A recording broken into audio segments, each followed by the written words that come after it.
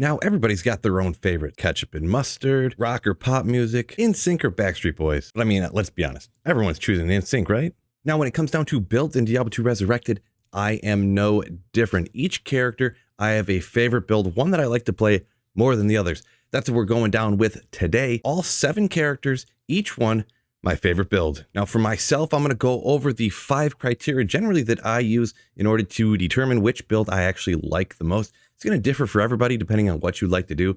Obviously a PvPer is not going to like the same build as a magic finder, and the person that likes just hunting high runes isn't going to have the same build as somebody, you know, who generally just likes playing through the game. So my 5 criteria are: how powerful are they while budget?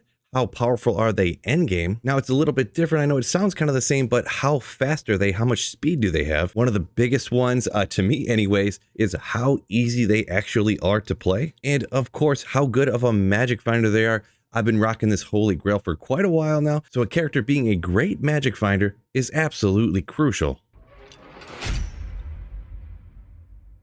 So up first, we'll go with a very popular character, and that is the Sorceress. And in my opinion, my favorite is the Nova Sorceress. This isn't going to surprise pretty much anybody because I do play it quite often. I've started ladder resets with it several times, and it's kind of, to be perfectly honest, might be my favorite build here on Diablo 2 Resurrected.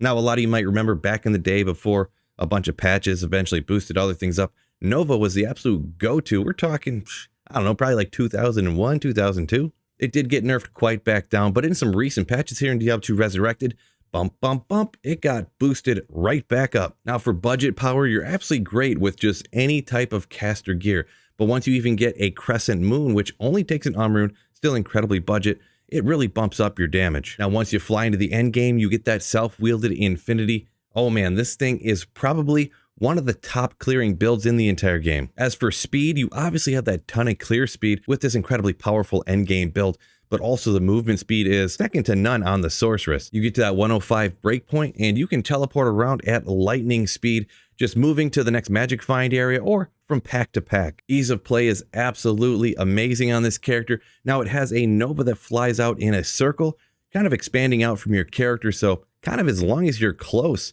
that's really all that matters. You don't necessarily have to aim at one monster, aim at another, aim at another. Like horseshoes and hand grenades, you just get close and it will work itself out. Now this particular character, you can't stack quite as much magic find as you can on a lot of other characters in the game, but because of the clear speed, how easy it is to play, and you can get up to at least an acceptable level of magic find. Getting 150 or 200 really isn't much of a problem on an endgame build. That's why this is my favorite Sorceress build and probably my favorite build in the entire game. So next up, we're going to move on to that muscle-bound big dog, and we're talking about the Barbarian.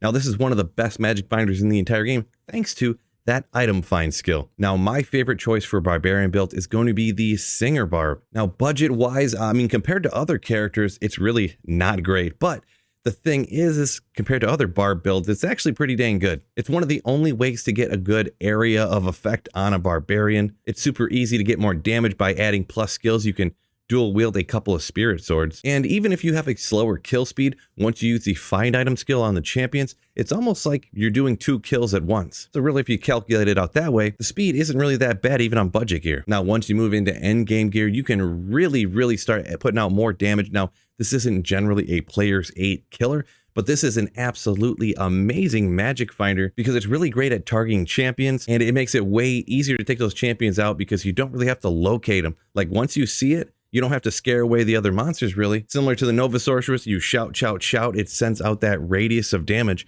And as long as the champion's close, you're good to go. Now, as for speed, the Barbarian inherently does actually run around pretty fast, but endgame, you're going to have that Enigma teleporting around pretty dang quick because it actually has the exact same teleport frames, the same cast frames, 105 FCR as the Sorceress. But I mentioned it kind of a couple times now. The most important thing as far as it comes to magic finding is that find item skill. Once you take down the monsters, you go ahead and use that find item skill on their bodies, and it gives you a second chance of getting a great item. The more chances you have, the better chance that when an item does fall, it is actually going to be good. Another good benefit for the Barbarian is you can actually stack a crazy ton of magic find on the Barbarian. Now, if you want to give up a couple skills or something like that, you can actually wield a 6-isted sword that right there is 180 magic find if you want to go that route. But usually you can get so much magic find in other areas, you don't really necessarily need to do that. And as for the ease of play, this is probably the easiest Barbarian build there is, because like I mentioned, it shoots out that radius damage similar to Nova, much smaller but similar, and that way you don't really have to aim so much. You just kind of get close. Now I'll move on. We're going with the Fist of the Heavens Paladin. Now budget-wise, this is my favorite one to do. You don't necessarily have to have teleport the way that hammers do. Not that you literally have to have teleport for hammers, but it really does not feel great, in my opinion. Not even remotely fun to use unless you at least have Enigma. But for Fist of the Heavens, you don't really need that. Now, I will admit, I usually try to get Enigma. It does help you out. But because you can just drop the Fist of Heavens all over the map just sniping, you don't really have to worry about that. On top of that, you got the Holy Bolt to go ahead and knock down other undead and demons. So with budget gear, it's even good, and endgame gear, it just only gets better. I would say its kill speed is right up there with the Hammerden, and depending on how good you are at playing with it, I would say it might even be better. Now for the ease of play, it's not quite as easy as the Nova Sorceress. You do have to aim slightly, but when you're dropping Fists of the Heavens all around, now you don't necessarily have to hit the exact monster you're aiming for. You just have to hit a monster. Then those holy bolts will go out and take down all the undead and demons. Now that does mention the one limitation to this build. You can only kill undead and demons with the holy bolts and with Fist of the Heavens. But in my book, not that much of a knock, because once you're out there magic finding, well, only go after those locations. Not really that difficult. As for how is it at magic finding, it really is dang good. You can stack up to a good amount, similar to Sorceresses. Getting over 200, not a problem, usually up around 300. Also, with the endgame gear, not too much of an issue. Now, Druid was a little bit tough for me to choose, not one of my favorite characters, but I decided to go with the Wind Druid. Budget, definitely the most powerful Druid that there is. It's usually what I end up rocking on a playthrough, and once you get into endgame gear, it gets even better. It's not going to be as powerful as that Nova Sorceress or Fist of the Heavens Paladin, but as far as Druid goes, this is about as good as it gets in my opinion. As for the speed, on the Druid, like I said, this is about the best you're going to get. I know the Fire Druid is getting close up there with some of the new changes and some of the new rune words, but I feel like Wind Druid still is the top of the heap. Now, as for ease of play, it's not as easy as the other ones I mentioned. You do have to aim the tornadoes, and they don't exactly path the most intuitively, so it can kind of get some getting used to. But as for the Druid, once again, this is kind of one of those easy as it gets for this particular character, in my opinion. Now, as for the amount of magic finding, you can go and stack up on this, and how good at magic finding is it? You can definitely stack up, I would say, roughly similar numbers to the Fist of the Heavens Paladin. So getting over 200 on endgame gear, not too difficult, and you can usually get it quite a bit higher even, if you really put your mind to it.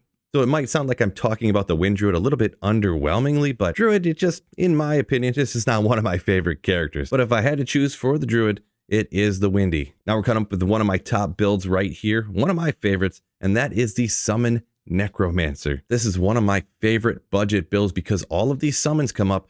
They seem like they're essentially invincible once you get enough points into them to keep them alive, and they provide us so much safety early on.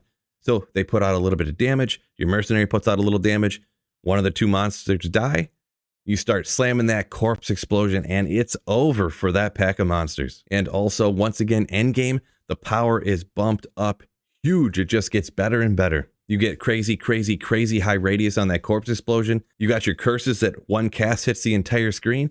You pop a few bodies and everything just melts, everything you can see. So once you get that endgame gear, how does the speed really work? I think it is absolutely amazing. Like I said, with all that damage from the corpse explosion, the different curses, just melting monsters, you can obviously have Enigma teleport around pretty quick. It's pretty much right up there with the best. Now, to be honest, all of these Necro builds that utilize Corpse Explosion, which is, well, let's be honest, all of them, this one is probably my favorite because of the next category, and that is ease of play. Like I mentioned with the budget, and it obviously is true later on with endgame gear, all the survivability, all those summons distracting all the monsters, they really do keep you safe, so maybe you don't have to pay attention quite as hard as you do when you're out there aiming those bone spears or something like that. So it is incredibly easy to play. You can also stack up a good amount of magic find, and in concert with the kill speed and damage from the corpse explosion and the safety from the summons, really is an absolutely amazing magic find character. Now we'll move on to the Amazon, and my favorite build for this particular one is going to be the Lightning Fury Javazan. Now this one almost lands by default for me because I'm not really a big fan of Bobazans,